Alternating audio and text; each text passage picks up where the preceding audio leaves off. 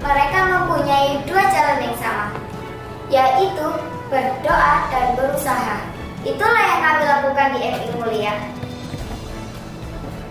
Mencetak generasi cerdas mungkin semua akan bisa, tetapi mencetak generasi dengan mutu unggul lewat ilmu dan takwa dimulai sekolah tempatnya.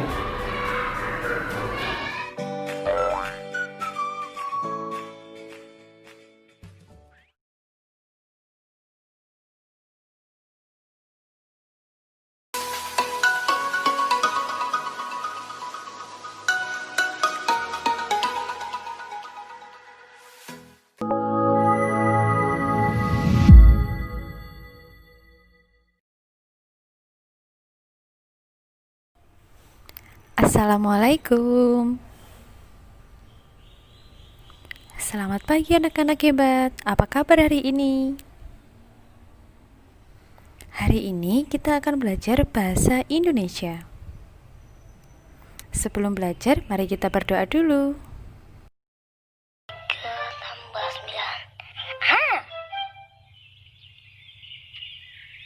Doa sebelum belajar.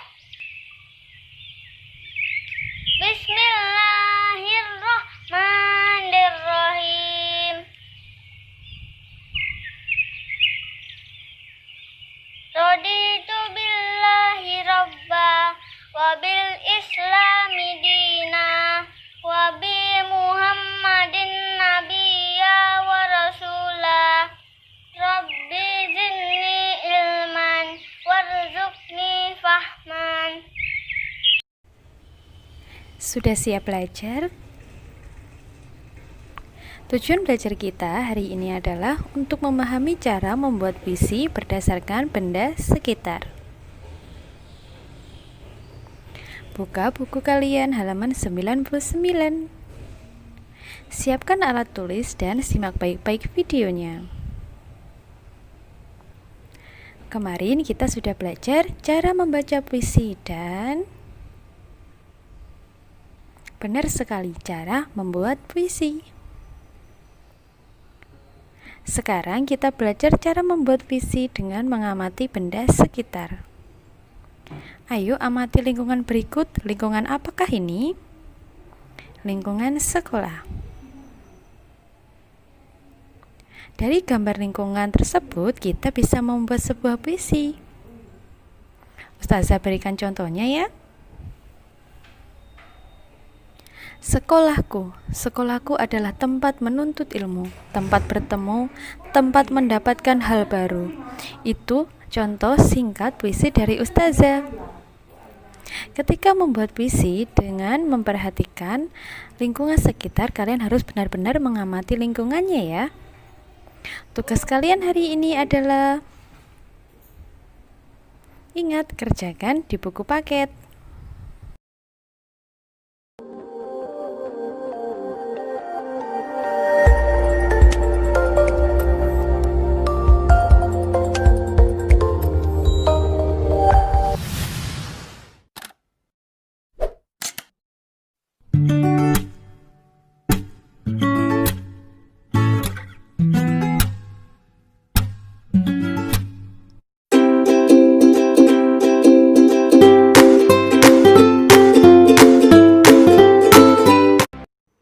Assalamualaikum anak hebat, bagaimana kabarnya? Masih ingatkah kalian apa bahan buatan itu? Bahan buatan merupakan bahan yang telah mengalami proses olahan. Contohnya yaitu mani-mani, kaleng, dan kertas.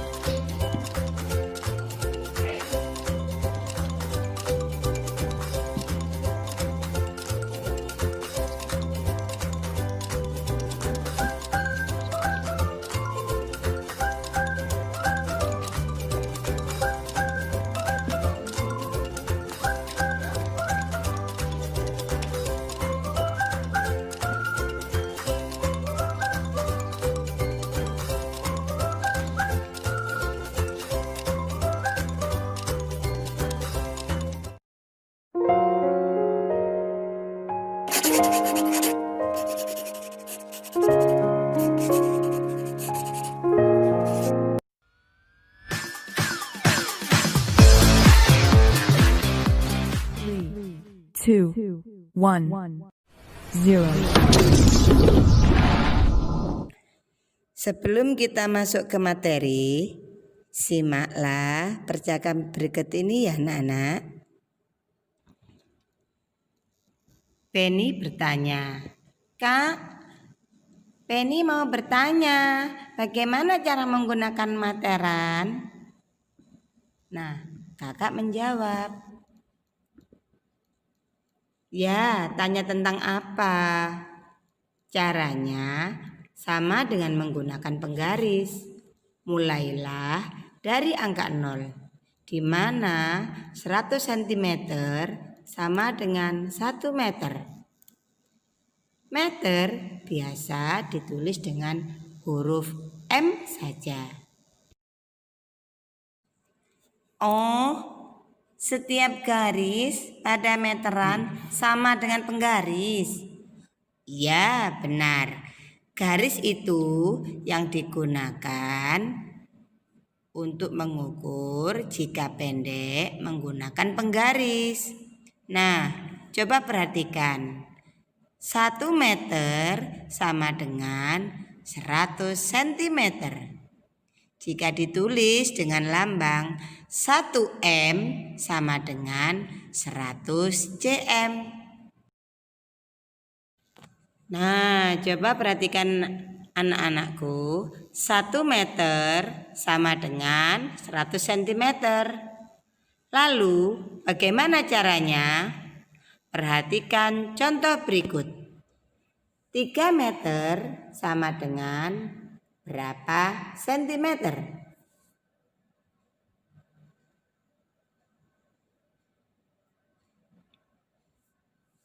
Caranya 3 kali 100 cm. 3 kali 100 cm perlu diingat karena 1 meter sama dengan 100 cm.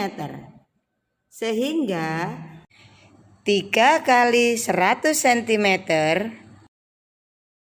sama dengan 300 cm. Perhatikan cara yang lainnya. 3 kali 100 itu bisa dijabarkan dengan penjumlahan, yaitu 100 ditambah 100 ditambah 100 sama dengan 300 cm. Cara yang pertama dengan cara yang kedua hasilnya sama, yaitu 300 cm. Perhatikan contoh yang lain. 4 meter sama dengan berapa sentimeter? Perhatikan caranya ya. 4 kali 100. Dari mana 4? Karena 4 kali 100 cm sama dengan 400 cm. Dengan cara yang kedua, 4 kali 100 sama dengan 100 ditambah 100 ditambah 100 ditambah 100 sama dengan 400 cm. Sekarang jika kebalikannya, 100 cm sama dengan 1 meter. Contoh, 300 cm sama dengan berapa meter? Caranya 300 dibagi 100.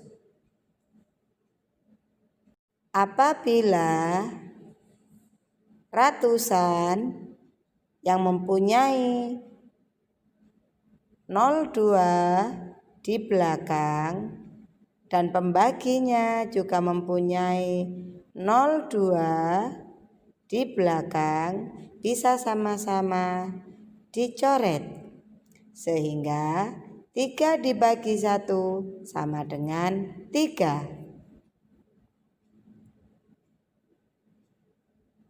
Sekarang, jika kebalikannya pada contoh soal kedua, 400 cm sama dengan berapa meter? Caranya, 400 dibagi 100. Jika sebelah kiri nolnya dicoret 1, maka yang kanan nolnya dicoret 1. Jika sebelah kiri dicoret 2, maka sebelah kanan nolnya juga dicoret 2. Sehingga 4 dibagi 1 sama dengan 4. Ingatlah kembali tentang mengukur satuan panjang dengan alat ukur. Satuan panjang tersebut dapat dijumlahkan. Satuan panjang yang memiliki ukuran berbeda juga dapat dijumlahkan. Ubahlah terlebih dahulu satuan panjang ke satuan yang diminta. Selanjutnya, jumlahkan angka satuan panjang tersebut. Contoh soal pertama. Ibu membeli pita di pasar. Pita merah berukuran 8 meter dan pita biru berukuran 15 cm. Yuk kita lihat pembahasannya. 8 meter sama dengan 800 cm. Jadi 8 meter lebih panjang dari 500 meter. Ini berarti pita merah lebih panjang dari pita biru. Contoh soal kedua. Pita merah yang dibeli ibu di pasar tadi dipotong sepanjang 50 cm. Berapakah sisa pita ibu yang berwarna merah? Yuk kita lihat pembahasannya. 8 meter dikurangi 50 cm. Ini berarti 800 cm dikurangi 50 cm sama dengan 750 cm. 750 cm sama artinya dengan 7 meter lebih 50 cm. Jadi, sisa pita ibu yang berwarna merah adalah 7 meter lebih 50 cm dan bisa ditulis dengan bilangan 7M 50 cm. Anak-anak hebat, untuk tugas kalian kali ini kerjakan di buku paket Bu Peti halaman 123, pelajaran matematika nomor 1 sampai 5. Ustazah tunggu ya. Assalamualaikum anak-anak hebat. Bagaimana kabarnya pagi ini?